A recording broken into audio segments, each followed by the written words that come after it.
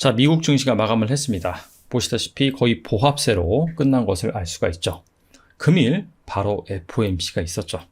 FOMC가 진행됨에 따라서 자, 보시다시피 중간에 이렇게 확 튀는 그림이 나왔는데 결과적으로 다시 하락을 해서 마감을 했습니다. 자, 과연 이 FOMC 때 어떤 이슈가 있었는지, 파월은 기자회견에서 어떤 얘기를 했는지 알아보도록 하겠습니다. 새벽 3시에 기준금리 동결이 나오고 3시 30분에 파월이 이 성명서를 발표를 합니다. 자, 그 내용을 요약해서 말씀을 드리겠습니다. 일단은 시장에서 만장일치로 예상한 25bp 인상이 단행이 됐고요.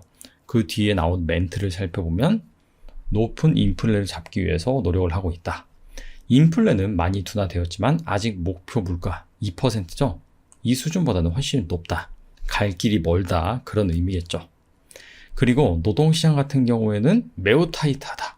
역시나 실업률이 4% 미만으로 나오는데, 그리고 고용, 이 상황이 생각보다 상당히 좋죠. 뭐 신규 고용이라든지 그런 부분에 입각해서 매우 타이트하다. 단 효과가 서서히 나타나는 중이다. 이런 식으로 얘기를 했고요. 경제활동 같은 경우는 견조하다. 지금 시장을 들어 올린 골디락스 논리를 얘기하고 있죠. 마지막으로 추가 인상 여부는 향후 경제 지표를 보고 결정을 하겠다. 데이터 디펜던스다. 이거는 뭐 거의 작년부터 계속해서 똑같은 이 앵무새와 같은 발언을 반복을 하고 있습니다. 자, 그래서 성명서는 일단 그다지 중요하지 않습니다. 뒤에 나오는 기자회견이 훨씬 더 중요하죠. 일단 이전 FOMC, 6월 FOMC와 이 발언을 비교를 해보면 거의 비슷하긴 하지만 차이가 있다면, 일단 물가가 올랐는데 경제는 여전히 견조하다라는 골디락스적인 발언이 있었고요. 두 번째로는 노동시장도 매우 타이트하다. 이거는 매한가지이긴 하지만 효과가 서서히 나타나고 있다. 긴축의 효과가 서서히 나타나고 있다.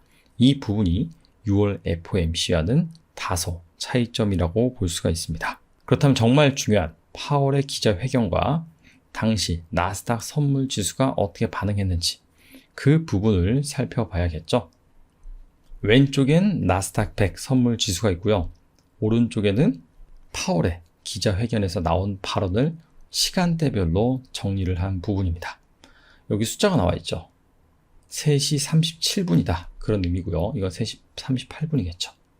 그리고 멘트마다 색깔이 좀 다릅니다. 크게 세 가지 색으로 분류를 하고 있는데, 검은색은 그냥 중립적인 발언, 파란색은 매파적인 발언, 빨간색은 비둘기적인 발언이라고 보시면 됩니다.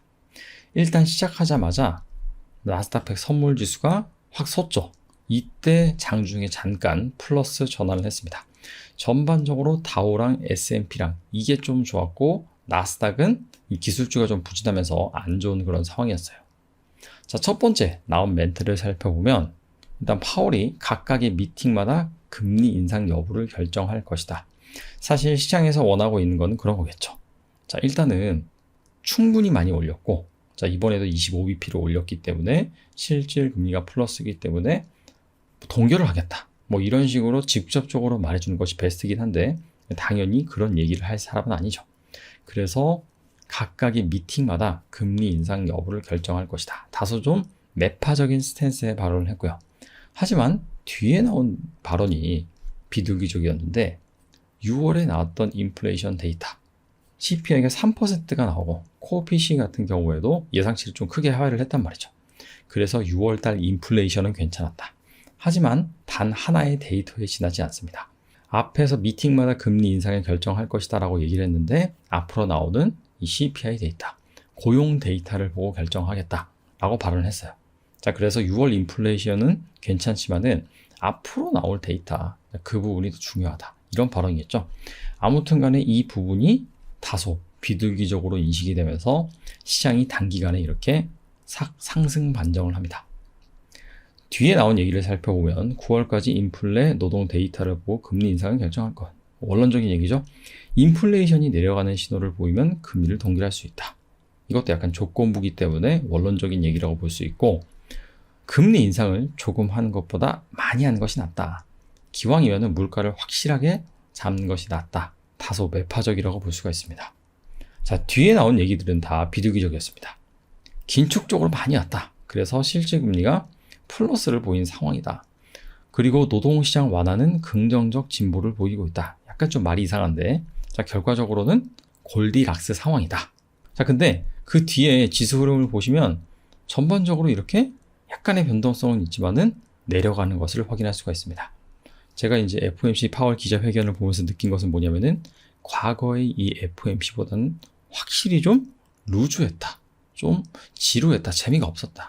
왜냐하면은 중간중간에 다소 매파적인 내지는 비둘기적인 발언이 나왔음에도 불구하고 시장은 초반에 살짝 상승 전환한 이후에는 계속해서 흘러내리는 흐름을 보였습니다.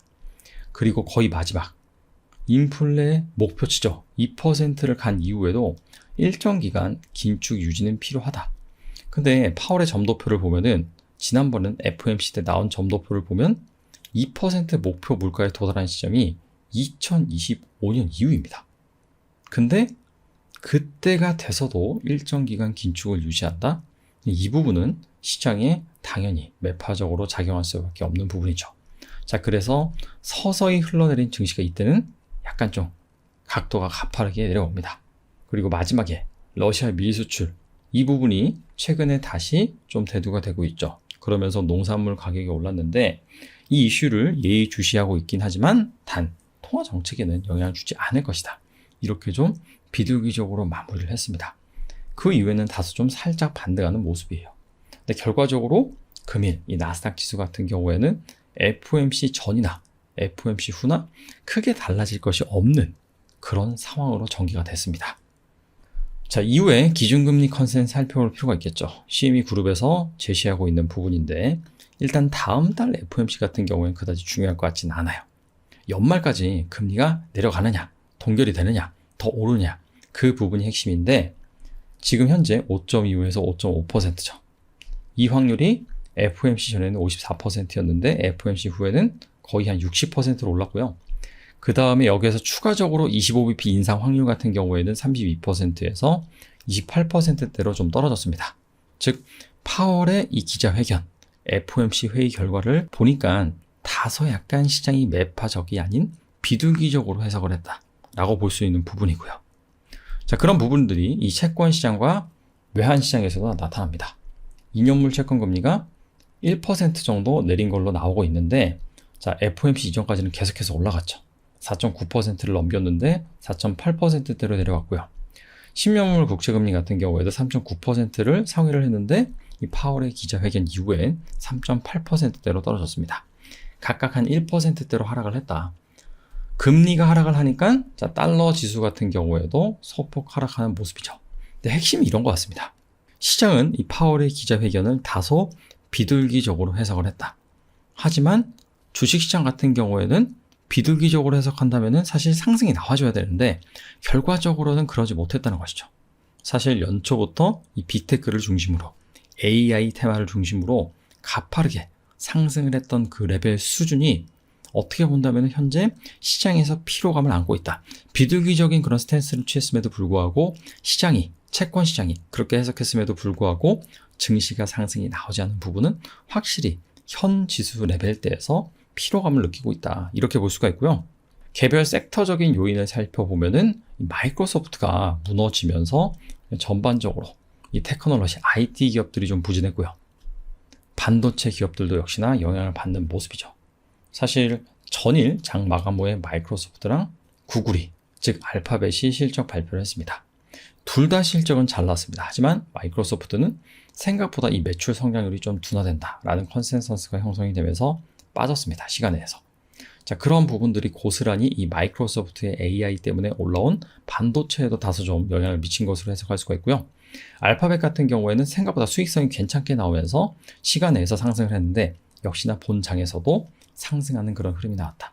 하지만 이 마소의 영향이 더 시장에 영향을 미치면서 결과적으로는 나스닥 지수가 좀 부진했다라고 볼 수가 있습니다. 자, 중요한 것은 앞으로 나올 이벤트죠. 파월이 완전히 그냥 앵무새처럼 계속해서 이 데이터 디펜던시다. 이 부분을 이번 FOMC에서도 강조를 했기 때문에 앞으로 나올 데이터가 정말 중요하다고 볼 수가 있습니다. 일단 이 메타가 장 마감 후에 실적을 발표를 합니다. 아마 이 영상이 올라갔을 때쯤이면 실적이 발표가 돼서 시간에서 주가가 반응할 것입니다. 당연히 이 긍정적으로 나오는 것이 중요하고요. 자, 목요일 같은 경우에는 미국 시장 기준입니다. ECB 통화정책회의가 있습니다. 이 이벤트도 투자자가 눈여겨봐야 할 이벤트입니다. 긴축적으로 나오는지, 비둘기적일지 그 부분 잘 살펴봐야 되고, 주요 실적 발표 기업으로는 마스터카드, 인텔이 있습니다. 마스터카드의 실적은 현재 이 미국의 경제 상황, 경기 상황을 보여줄 수 있고요. 인텔 같은 경우에는 반도체, 이 업황이라든지, 개인적으로 생각해 봤을 때 인텔의 개별적인 실적보다는 가이던스, PC 시장이 어떻고 향후 반도체 시장이 어떤지 그 부분에 대한 코멘트가 중요할 것 같습니다. 자, 금요일 같은 경우에는 PC 물가 지수가 발표가 됩니다. 자, 과연 CPI처럼 많이 떨어졌을런지 그 부분이 주요 포인트고요. 그 다음 주가 어떻게 보면 더 중요하다고 볼 수가 있습니다. 일단 주요 경제 지표 중에 핵심적인 것들이 발표가 됩니다. 물가를 빼고요. ISM 제조업 지수, 서비스 PMI, 자, 이런 것들이 바로 연이어서 발표가 되고요. 그 다음에 고용 보고서 발표를 앞두고 졸트, ADP 고용 지표, 민간과 정부에서 발표하는 그런 고용 데이터들이 발표가 됩니다. 자, 데이터 디펜던시라고 했기 때문에 이 중요한 핵심 데이터가 정말 시장에 큰 영향을 미칠 수가 있고요. 매월 1일에는 한국의 수출입 데이터 발표가 되는데 이거는 그다지 중요할 것 같지는 않습니다. 왜냐하면 이미 20일까지 누적 수출 데이터가 15.2% 줄어가지고 또다시 무역 적자 우려가 커진 상황입니다. 이 부분이 시장에 반영되어 있어요. 하지만 여기에서 나머지 10일 데이터가 반영이 되면서 얼마나 서프라이즈가 나올지, 쇼크가 나올지 그 부분이 핵심인데, 아무튼 간에 미국 경제 지표가 더 중요하다. 그리고 3일 대망의 애플이 실적 발표를 합니다. 그래서 이번 주와 다음 주 굵직굵직한 이벤트가 자리하고 있다. 나스닥 지수 일봉을 보시면요, 제가 한 달 전부터 계속해서 파란색 네모 박스 친 이 라인이 중요한 저항대라고 말씀드렸습니다. 2021년 같은 경우에도 이때 지지가 나왔고요. 그 다음에 2022년 같은 경우에도 이때까지 상승했다가 조정을 받았습니다. 그래서 이 라인이 상당히 강력한 저항대다. 자, 실제로 이 라인을 뚫으려고 돌파하다가 보시다시피 다시 내려와서 여기서 횡보를 하고 있는데 상향 돌파하지도 못하고 하락 이탈하지도 않는 그런 모습입니다. 자, 그래서 어느 정도 증시가 좀 나오는 데이터, 실적이 얼마나 잘 나오는지, 빅테크들 그때까지 계속해서 달려왔는데 그 상승한 그런 부분이 실제로 이 데이터를 통해서 검증이 가능한지, 자, 그런 부분들을 간을 계속해서 보고 있다. 그래서 앞으로 나오는 앞서 소개해드린 그런 경제 지표, 그 다음에 빅테크 기업들의 실적, 이 부분에 따라서 상향 돌파를 할지 아니면은 하향 이탈을 할지 이 부분이 결정될 것으로 보입니다. 자, 정리하겠습니다. 파월의 발언, 다소 좀 비둘기적인 해석이 있습니다.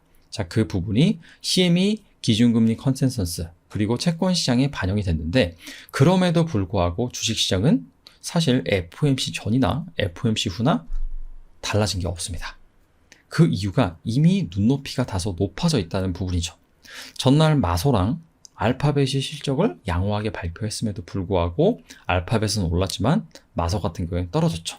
자, 그 부분이 높아진 눈높이를 잘 보여주고 있다.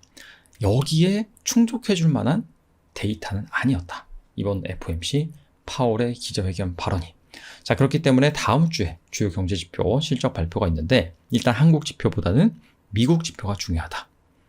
PC 물가지수 발표되고 고용지표 발표되고 ISM 지수 발표가 되는데 개인적인 생각으로는 이 고용 데이터가 가장 중요하지 않을까. 너무 또 뜨겁게 나온다라고 한다면 분명히 조정 가능성이 있다. 그리고 애플이라든지 인텔, 마스카드 그런 기업들의 실적 발표가 있죠. 이 부분 역시 잘 살펴봐야 되고요. 지금 나스닥 지수 같은 경우에 기로에 서 있습니다. 강력한 저항대, 이 부분을 돌파를 하느냐 아니면은 여기에서 너무나 피로감이 누적된 나머지 하향 이탈을 하느냐, 이 부분이 아마 다음 주까지 이 데이터가 발표되면서 결정되지 않을까 생각이 됩니다. 감사합니다.